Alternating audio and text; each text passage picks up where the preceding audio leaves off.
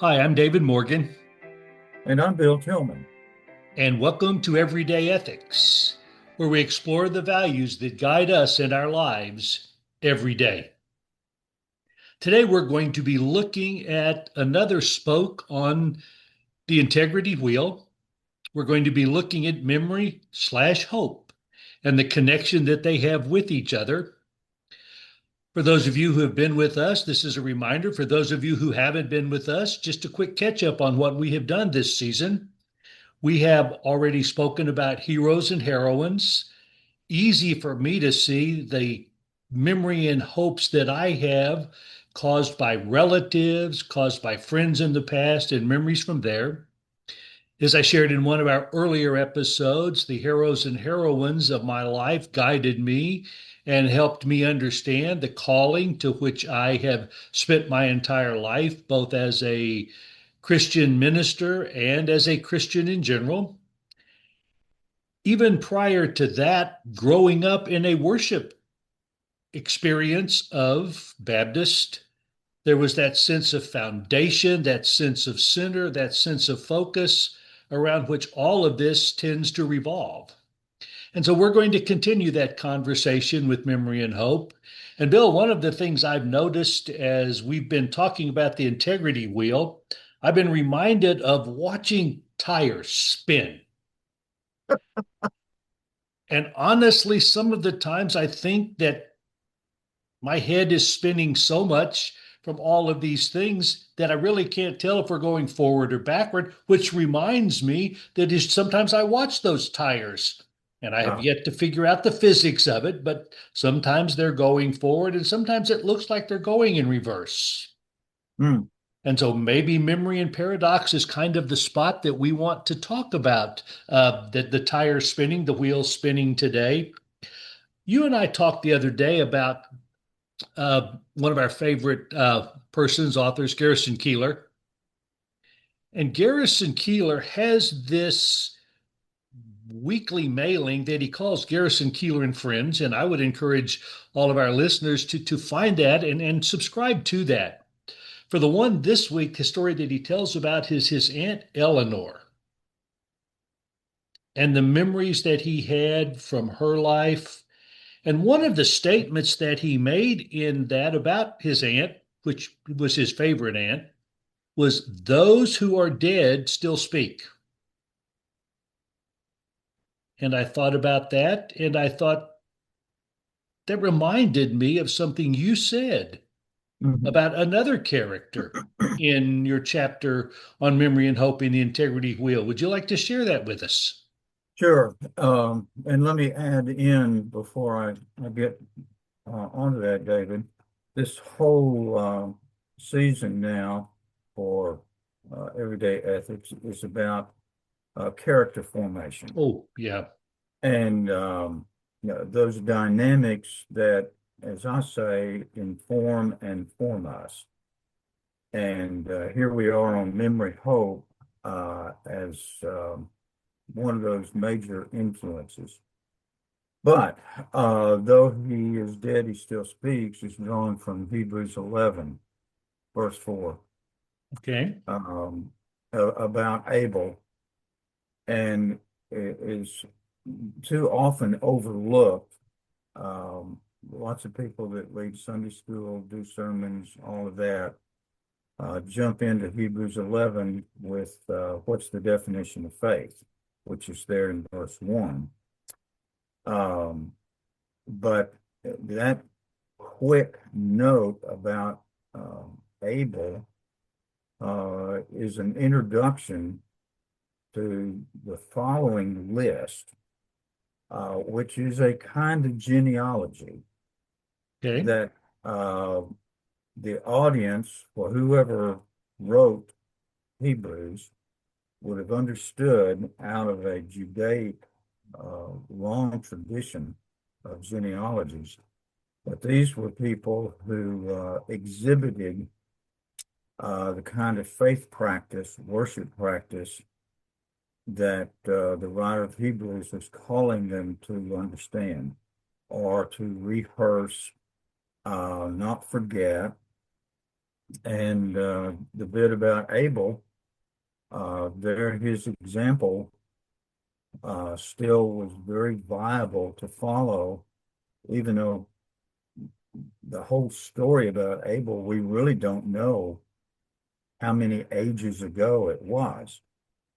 But because of that pattern that he demonstrated, Hmm. uh, he died, but that pattern is still exhibited. And then following, the Hebrews writer has this long list of faith names coming through the Old Testament, that those people who were probably first generation Christians, many of Hmm. them, but they had been practitioners of Jewish traditions, and all those names would have been familiar to them because of Right. their educational process to that point. So that's the basis for the That reminds me of a time I was attending a writers' conference at one of the Christian traditions in the United States, and we had a conversation over faith, very brief conversation, but the person was trying to convince us that faith was based on just just doing something. And the person used the illustration. He said, "Yeah, we go have a favorite swimming hole, and there's a rock, and I try to convince my son to jump off the rock, and I'll catch him." And the person tried to say the reason the son doesn't jump, he jumps not knowing whether I'm going to catch him or not. He yeah. just jumps, and that demonstrates faith. And I shook my head. This may have been one of my last writers' conferences, by the way, when I There you made the go. comment, no, the son doesn't jump, having no idea whether you are going to catch him or not. The son remembers that every time he has jumped before, you've caught him. And he has that confidence that you're going to catch him. And I think that helps us into this idea of memory and hope. It's what we do today, what we look forward Yeah. to tomorrow Right. is built on something in our past. Exactly. Yeah. And and speaking of you also in your chapter and you hinted at it, but you have a paragraph where you briefly summarize the broad sections of our Old Testament uh, as they provide memories and suggest avenues for hope. Can you share that with us? Yeah. And you had clued me in beforehand that you might be asking for this. And Yes. so I do have a manuscript page in hand, um, which will, well, it's already gotten to you in digital fashion and will be on the website, the Maston website before long, I think. Yes. But it's a very quick outline.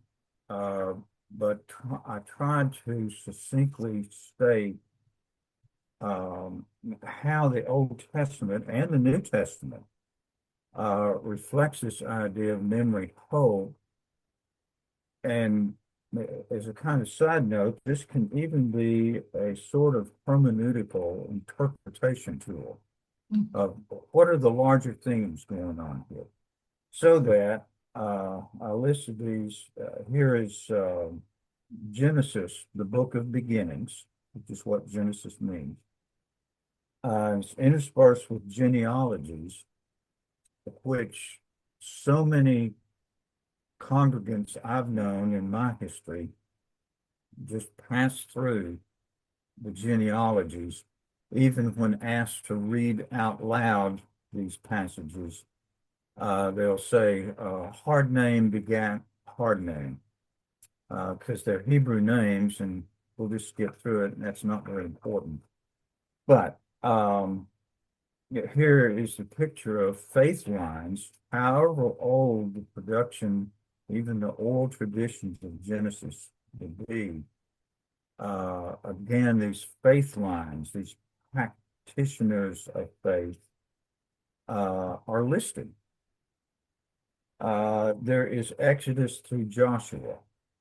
Again, it's full of names and places, which we will pick up on in our next episode. Right. Um, but there are very realistic um, points of commentary. Those places and names demonstrate both triumphs and tragedies, the realities of life. Um, then, of course, there are the Chronicles, Samuels, the Kings, history books for sure, but spread over centuries.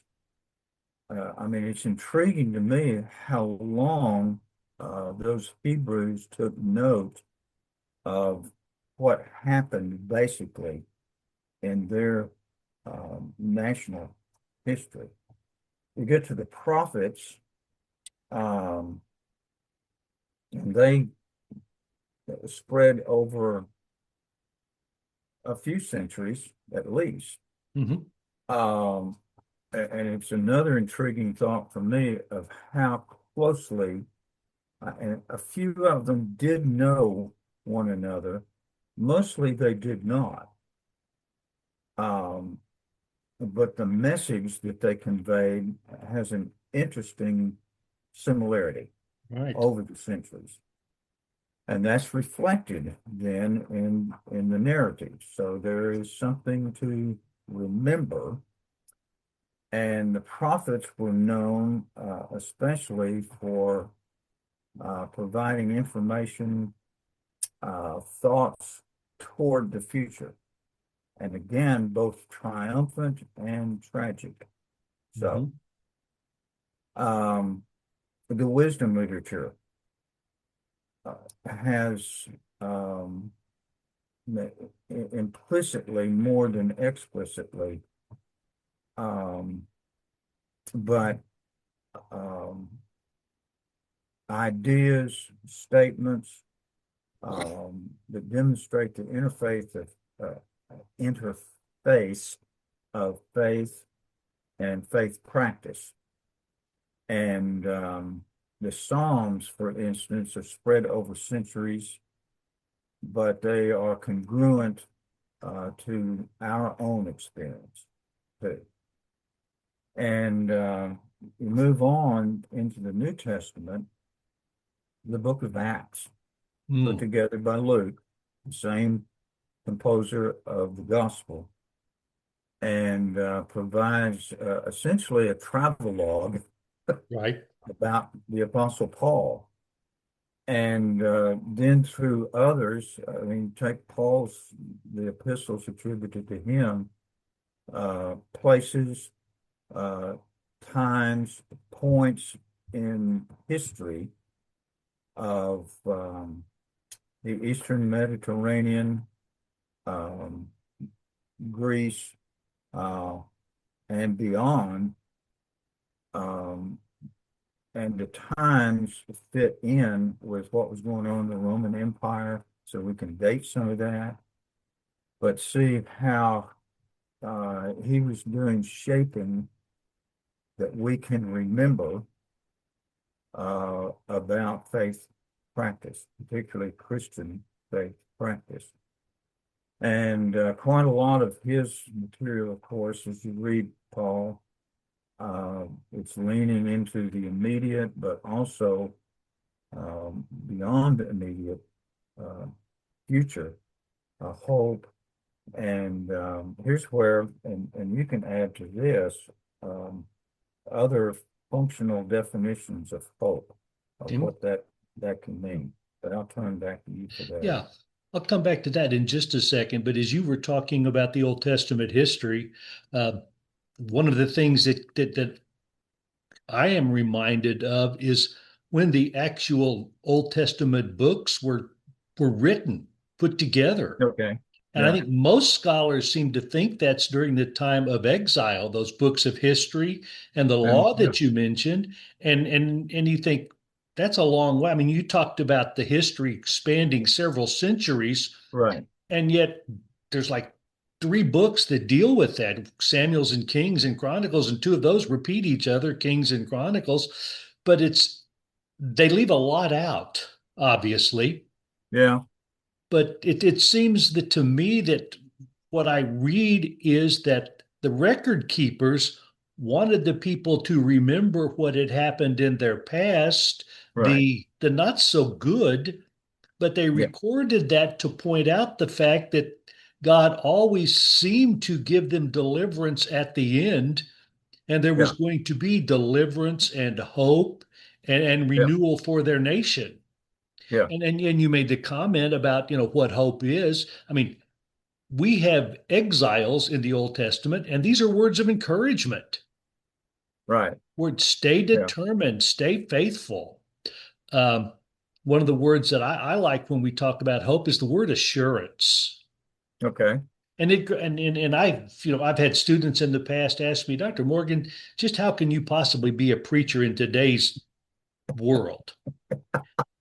And and my response has pretty much always been, well, I remember what God did in the Old Testament, what God did in biblical times, and I have seen those stories, and I have the assurance that as God has worked in the past, that God is going to continue to work. And so, as a result of knowing that God is continuing to work as he did in the biblical writers, in some ways, I'm continuing their story, Yeah. the story of God working in the world. And that creates, a sense of, and maybe not a true synonym for hope, but the sense of an imagination that opens up new Right. possibilities. Uh, I can look back and see, well, these things work, try them again. I can look back and see things that worked and say, well, our culture is a bit different, but let the imagination expand and move on from that. So I think that the faith, the encouragement, the hope of moving forward, it has been that these record keepers wanted us to remember continues to motivate and guide and direct us today. And and that's important. Uh, Well, and one pick up again about the books that we understand as Old Testament scripture. Um, it wasn't until the Council of Nicaea, which was put together by Constantine, mhm, become Roman emperor. Um, but early on, what the Jewish practitioners had considered to be Holy Writ, it was pretty early on accepted in. But back to your point about so much of that likely being created during the exile, now that goes against most of what I was taught growing up in Sunday yeah. school and church. Um, but to that point, the Hebrews had basically been an oral tradition people, Mhm. and each generation would teach another of where have we come from, who have been the active names in here, so forth. But when they were forced into exile, both the Northern Kingdom and the Southern Kingdom at different times, they were cut off from temple worship, everything that had become foundational. Um, and that's when the synagogue Mhm. began to be put together, the development of the rabbinic groups. So a kind of exchange uh, happening on how do we practice Judaism away from where we have been taught, Right. which is an interesting thought to think on about how do we organize in the 21st century congregationally Mm. um, to adapt in some fashion. Uh, how are we faith practitioners now and holding true to the basic principles of those who have gone before us? Mm. So there is uh, many of those people, our teachers, pastors in our past, they're gone. And it's not a matter of picking and choosing, but finding what is solid and that is still available to practice and pass on, perhaps in different delivery systems. But that was what happened with the creation of the books of the Old Testament, another delivery system. Exactly. Great insight. Thank you. I also want to ask you, if you would, could you just briefly summarize or read the last several chapters, the conclusion, because I think they help us to begin to make that connection between memory and hope. Conclusion to this chapter, Right. of the little book, The Mhm. Integrity Wheel. Well, and it's a short conclusion, David, but here it is. We are made up of all that have come before us. We are a part of their speaking on. The memory of them reminds us of that. But what are the memories? The main memory of who you and I are. What will we leave? Our influence, in some fashion, will live on. What will be the tone, the style, the formative power of that influence? When we are dead, what and who and how will they speak of us? Is there substance to the style and form and content of faith that we practice that, in effect, will still speak after our death? Let me mention one of the courses back there that I taught at both schools where I did theological education was a course on the issues of life and death. Mm. And a couple of the assignments I asked the students to do was one right there on epitaph. What's going to be on your headstone, if there is one? As well as write your obituary. And that was one of those moments. Usually, a lot of the students would sit there and just have this most baffled look on their face. But of course, what the assignment was intended to do was to get them to think about how will people remember us. I also asked them, can you put together a moral will for your successors? And there we are into memory hope in today's culture. Well, thank you. And we're going to list those questions for our listeners in the continuing the conversation section. Oh, good. Yeah. And perhaps they too, and you and I may well join them in writing for our own epitaphs, obituaries, and our own moral wills. Yeah. I think what we've talked about today would resonate very well with Dr. Maston in many different ways. Right. In short, as we think about memory, we remember that Jesus went about doing good. Mm-hmm. And as we think about future and hope, let us walk as he walked. Thank you. Very good. Good. Everyday Ethics is brought to you by the T.B. Maston Foundation, which seeks to proclaim the abiding relevance of the whole gospel of Jesus Christ and provide support for the study and application of Christian ethics. For more information or to donate, visit tbmaston.org.